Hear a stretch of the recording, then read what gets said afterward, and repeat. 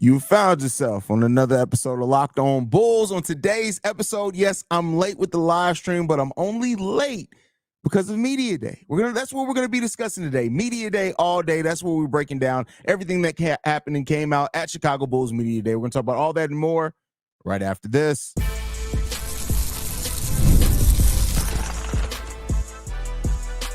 You are Locked On Bulls, your daily Chicago Bulls podcast. Part of the Locked On Podcast Network, your team every day. Thank you for tuning in to Locked On Bulls, member of the Locked On Podcast Network, where it's your team every single day. I'm the host here, Haize, but more importantly, you guys can make sure you guys are checking us out at Locked On Bulls. You can start the season with a big return on FanDuel. Place your first $5 bet, and you'll get started with $200 in bonus bets guaranteed. Visit FanDuel.com to get started. With that said, man, let's go ahead and get into it today, man. Media Day happened today, and tomorrow training camp happens. And guess what happens a week after that? We'll be talking about basketball games, meaning we're going to be back live talking about games after they go down, man. But Media Day is kind of the unofficial start to the season. That's where you get your first level of gaslighting from the Chicago Bulls front office. It usually starts there. And this press conference Media Day started off the same way it has the last 3 or 4 years. That's with Billy Donovan and Arturas Karnisovas.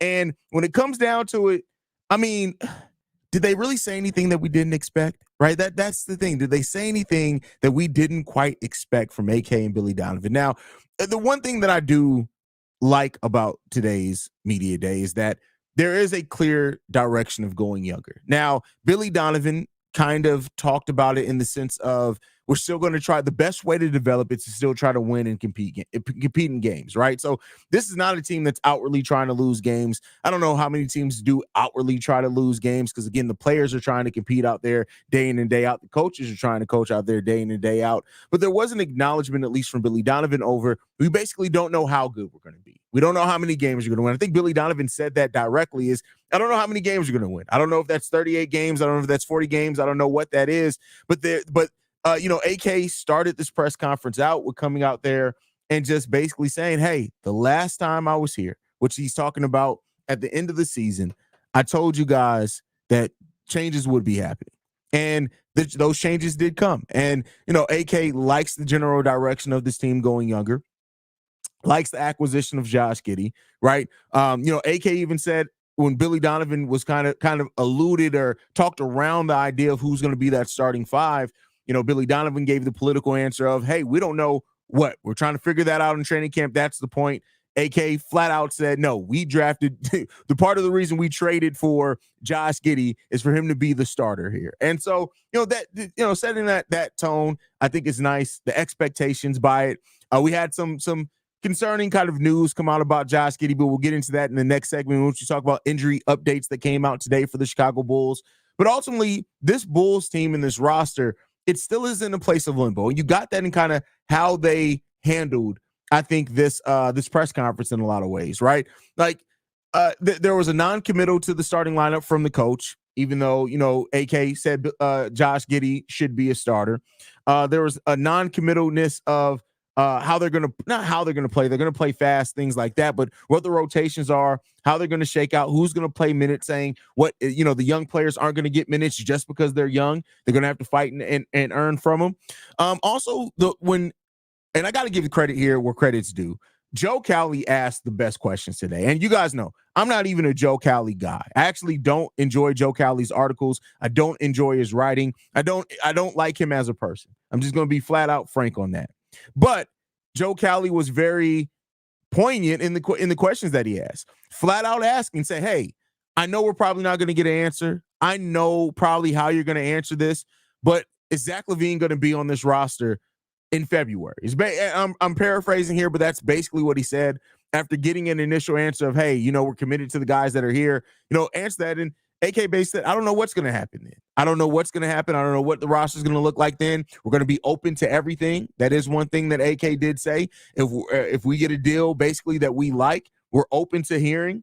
And if we get something that we like, we're open to it, right? So Joe Cowley asked that. When pressed about, Lonzo Ball, Joe Cowley asked that question, which was a really good question, in which Billy Donovan and AK disagreed again, kind of in a way. Like, So I got to give credit where credit's due. Joe Cowley asked a lot of just straightforward questions, like basically like hey, what are you doing with this player? Hey, you took the ball out of Kobe's hands. How do you think that that's going to affect the growth of the young player here? Hey, you didn't necessarily get what people thought you were going to get for a player like Alex Caruso.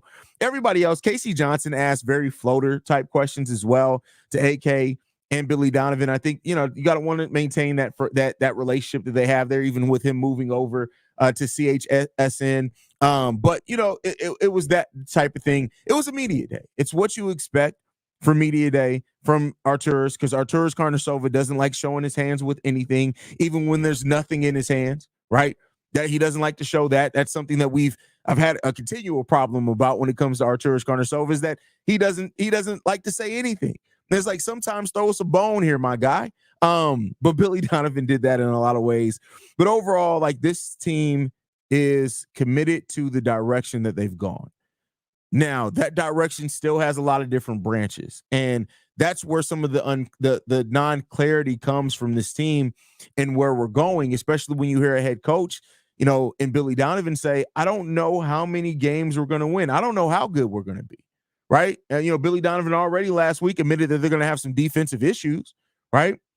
But to set the tone once again, it's AK and Billy Donovan, and you get pretty much the same thing. Yeah, some things have changed with this team, and congrats on them going in a different direction.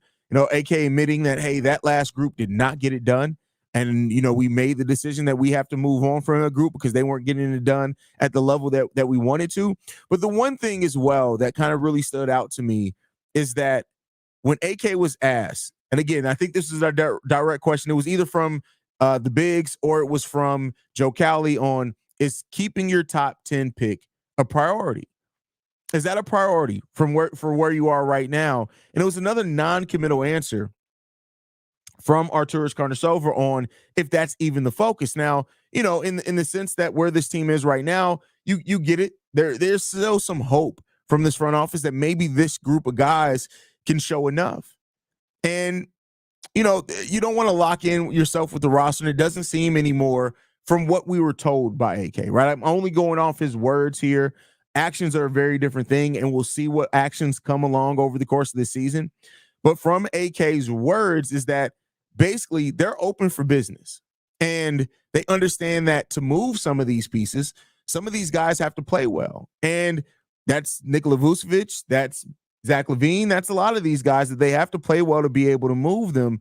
And it really, for some, there's a level of excitement. I think the young guys are all kind of excited.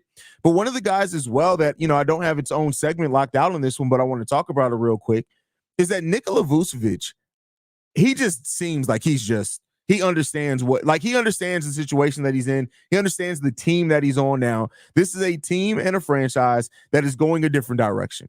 And that direction is not necessarily being hugely competitive unless the young guys step up.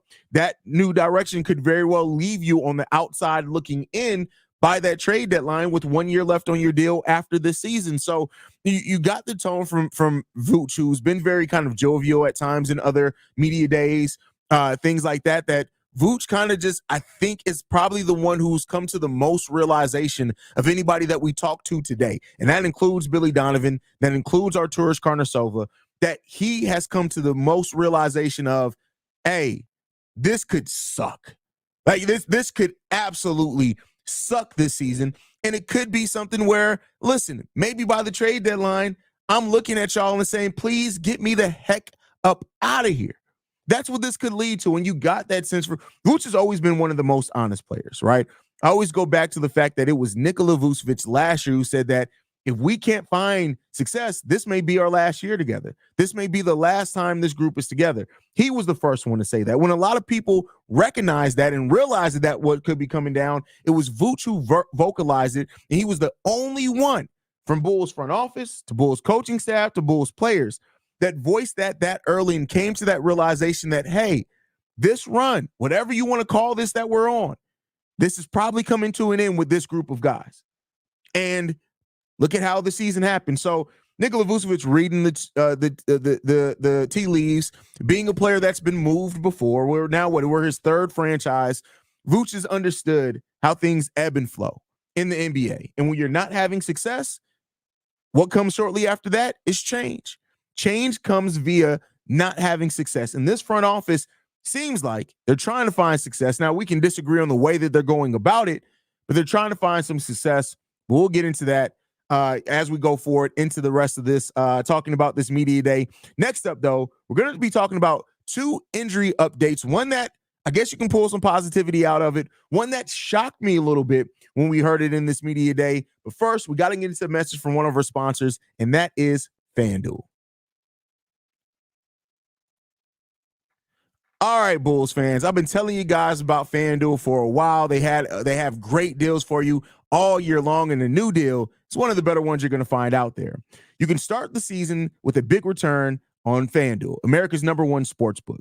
So when you get a hunch in the middle of a game, you can check out the stats, live view play-by-play, and so much more on the same page where you place your bets. I can't stress enough why, when you're able to view stats and live play-by-play at the same place you're able to place your bets, is so important. You want to be making informed bets. It's no better place than be sitting in basically what is a control center of being able to see the latest scores, the updates, everything that's going on before you place your bets, and then being able to do it right there in a couple of clicks. You don't have to worry about going from one website to another to look at stats, to look at who's playing, to look at who got benched. You can do all of that right there within FanDuel, and they're giving you access to all of that right at all in the same place. You can place your bets. Plus, right now, when you get started, you get $200 in bonus bets guaranteed when you place your first $5 bet. Again, I can't stress this enough to you guys. $5 get you $200 in bonus bets. Right there. I know some of y'all are broke. We're trying to give y'all a little bit of extra things so y'all can go ahead and see what FanDuel has to offer. So again, $200 in bonus bets guaranteed when you place your first $5 bet. All you got to do to take advantage of this deal is go to FanDuel.com. Again, that is FanDuel.com to take advantage of $200 in bonus bets guaranteed. All right, Bulls fans. Listen, I don't know what I got to do to help y'all more out here, man. I done gave y'all life advice, dating advice, sporting advice, now betting advice. Listen, this is a one-stop shop for everything that you need. We're providing life-saving information here. This is what we do here. It's not just a sports podcast. Don't ever paint us in a box. But with that said, painting things in a box, injuries can do that to a player. And one of the biggest storylines and questions coming into this media day was, what's the status of Lonzo Ball? Now, I talked about it earlier, is that we had kind of conflicting reactions from AK and from Billy Donovan when asked if Lonzo Ball was going to be ready to go by opening of training camp. Billy Donovan said it's up in air. We don't know yet. AK said the plan is for everybody to be, that's the point of training camp. The plan is for everybody to be available by opening day. But then we heard it out of Lonzo Ball's mouth from himself. And I think that is really something that you take that. And this is something that me and Pat were telling you guys when Pat was here, something I've been telling you guys here as well. And this came directly from Lonzo Ball. When asked about being ready by opening night, he said that's the plan, but it's still up in air. When asked about if there's any type of restrictions on his return coming back, Lonzo Ball, direct quote here. This isn't paraphrasing. This is a direct quote from him. Back-to-backs are out of the question right now. They're out of the question. So he will not be playing back-to-backs. Now, one's to say that, back-to-backs the NBA has been gradually trying to cut back on back-to-backs for teams. The Bulls actually play a nice amount of back-to-backs, actually, but they've been trying to cut back on back-to-backs. So back-to-backs right there, that's out of question. That's, if I'm not mistaken, we have 12, I think, back-to-back. So that takes away 6 games right there that Lonzo Ball is not playing. When asked about minutes restriction, he said there will be a minutes restriction, but right now they're trying to determine what that minute restriction is going to be. So it doesn't seem like they're that, because again, he's not cleared yet. So of course, his medical staff, the Bulls medical staff, they're trying to make some decisions on exactly what a return for Lonzo Ball is going to look like exactly.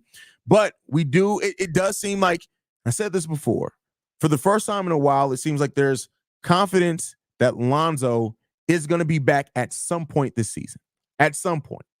And so, and Lonzo said it, he'd be the first player to return back from this. And when asked about how he feels about his return, is he going to be as athletic? Lonzo said, listen, I may not be as athletic as I was before. He talked about his basketball IQ, his intelligence, his awareness of the game. Those things are going to be things that regardless of where his body is, that does not change. And also asked about the durability of his knee. Lonzo said, I basically have a whole new knee. So we'll see, right? Like, we have to adjust to that. We got to see how things are going to be, are going to go. So it seems like Lonzo has a very clear outlook and view on what this is going to look like for him to get back on the basketball court. He has a realistic view, a holistic view on that, right? And so ultimately, like, Lonzo's making history here.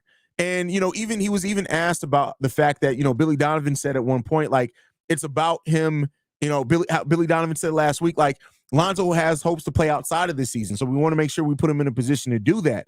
And this was one of the most honest answers you're ever going to get from a basketball player. And I'll say this: I don't know if we've ever gotten an answer like this straightforward from a basketball player, still in what's supposed to be their physical prime. Lonzo Ball saying, "But part of the reason I started my podcast is so that I can give you my own updates on my injury, but also so I can stay connected to the game of basketball without necessarily playing basketball, and that he's aware of that may not come back for him." And so that was something that did hit me in the feels. I'm not going to lie to you. Like, regardless of my opinion on how Lonzo's going to look upon his return or the expectations upon Lonzo's return, this is a man that had to come to the realization of what should be the prime of his career.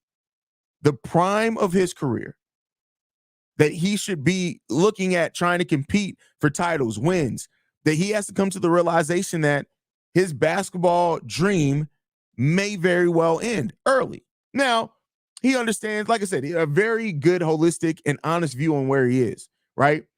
Even saying so much as, hey, when I was here, was able to get out in transition, get rebounds, try to run the floor. Josh Giddey's able to do a lot of that stuff. Talked about maybe being in a mentorship role and things like that. Like, that's all.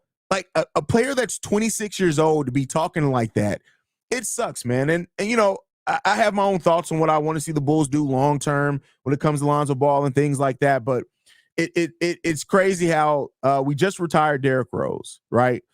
And Derrick Rose wore number 1. And now number 2, Lonzo Ball, is also facing possibly the mortality of his career. And so, prayers up to Lonzo throughout all of this. I love how honest he was throughout this conversation and talking about his injury, talking about his recovery, talking about his path to get back, talking about even the fact of, hey, we'll see how my body reacts when I'm on the court. I may not be able to do some things that I was able to do out there before. Some of the most, and you can tell that Lonzo has spent the last however many years, however long of time, really centering himself and just realizing, hey, all I can do is go out here and do what I can do. And you remember not too long ago, it was probably about a year and a half, 2 years ago, where Lonzo was talking about how uncomfortable it was to go up steps, and like that felt emotional. So, getting that from Lonzo was great, and just the vulnerability that Lonzo Ball presented there. But then we got a surprising injury update, one that I did not expect. And that was on Josh Giddey. Now, we did know that Josh Giddey hurt his ankle in that last game in the Olympics, right? We talked about it.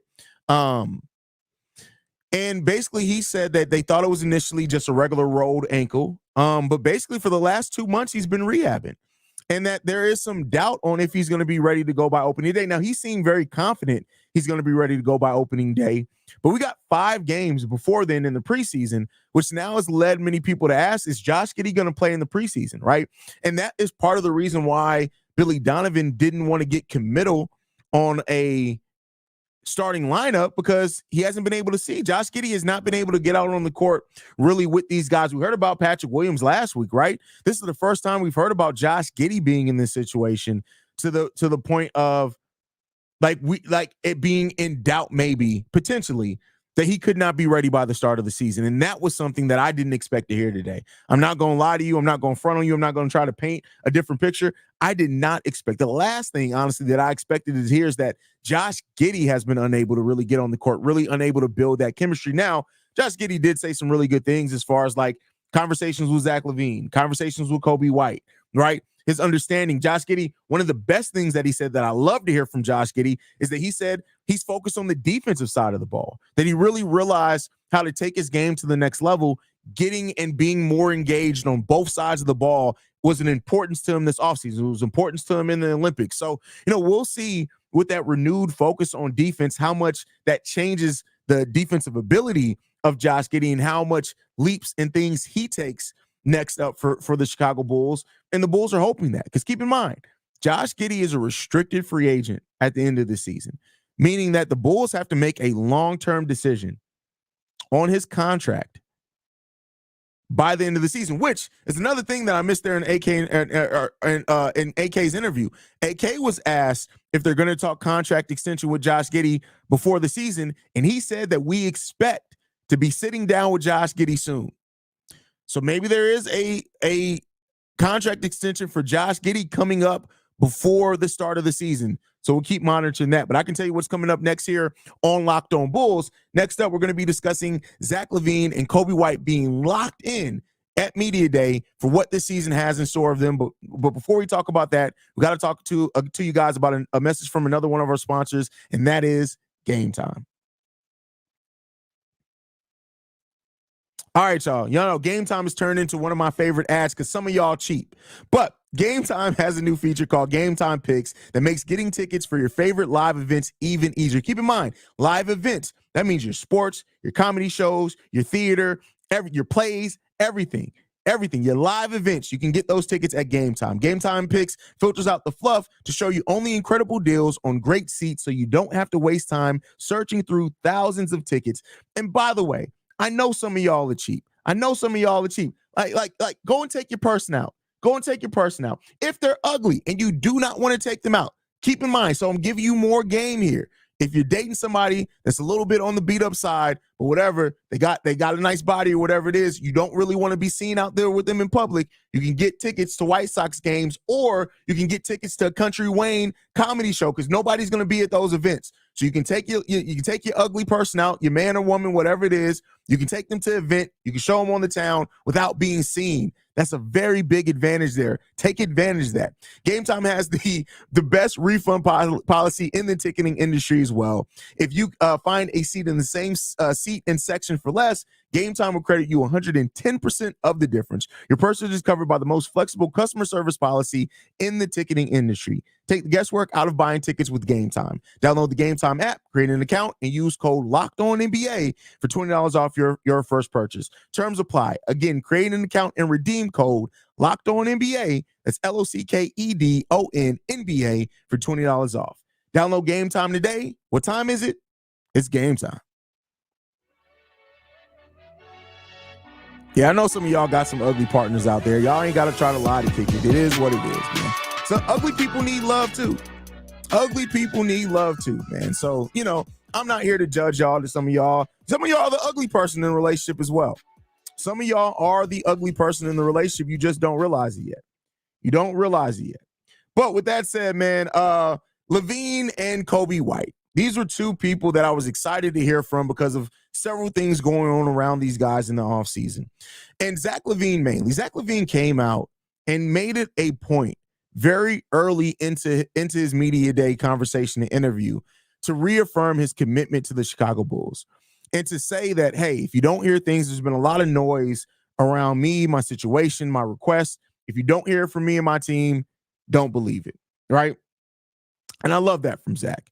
Zach also said that he's ready to do whatever role the Chicago Bulls call him to do, whether that means stepping up defensively, whether that means being a scorer, whatever that means, right? And so I don't want to overlook it. Like, whatever happens and whatever the future holds for Zach LaVine, the best path for the team, for Zach LaVine, the player, is for Zach LaVine to come in here and play right, and for him to embrace what the Bulls are going on and play within the system and play well, right?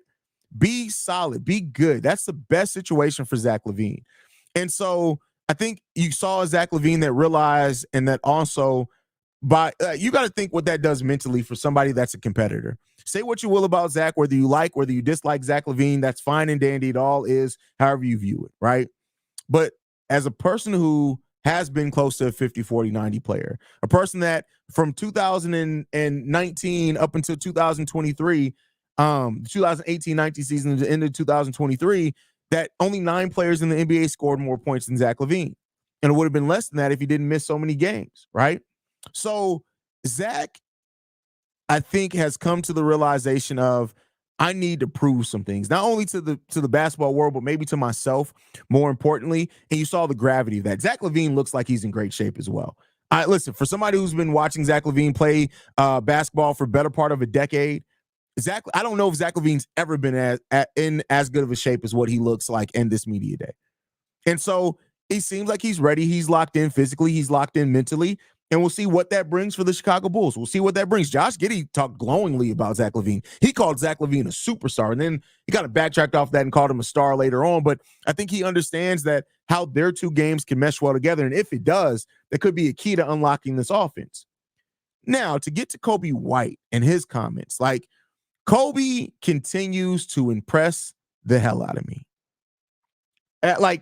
Kobe White said that he worked out and trained in an elevation room that simulates the height elevation, which means less oxygen. You can work on your lung capacity at that point in time. You work on getting, those rigors that he went through at the end of last season, right?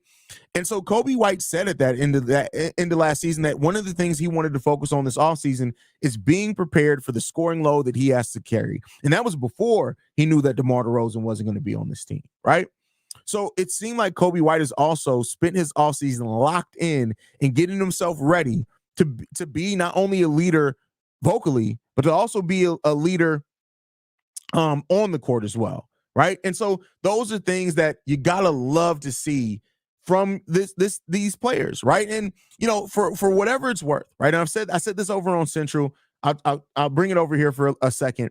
Is that the offense in the starting lineup, especially if that lineup is Giddey, Zach LaVine, Kobe White, starting at the 1, 2, and 3, Kobe at the 2, Zach at the 3. The Bulls offense is so important on the chemistry between those three players working out.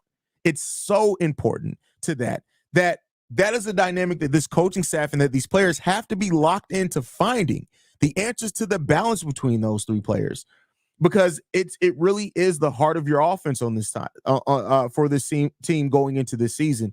And so, yeah, Kobe has become such a different person. If you go and look at rookie Kobe till now, both in how he's developed on the court, how he's the shape that he's in now, right? Look at Kobe and how skinny Kobe was to Kobe White now. He's basically turned himself into a tank. So you got your leading number 1 and number 2 scorer, your 1A, 1B, however you want to look at it, and they both seem very focused and locked in. That's what it seems like. And so, we'll see what happens here, man. Overall, media day, it's hard to come out of a media day and not be excited in some shape, form, or fashion. So I'm always going to be excited coming out of a media day. But the real work starts tomorrow for the Chicago Bulls, and that's training camp. Training camp starts tomorrow, and they got 7 days after tomorrow to they're on the court playing basketball.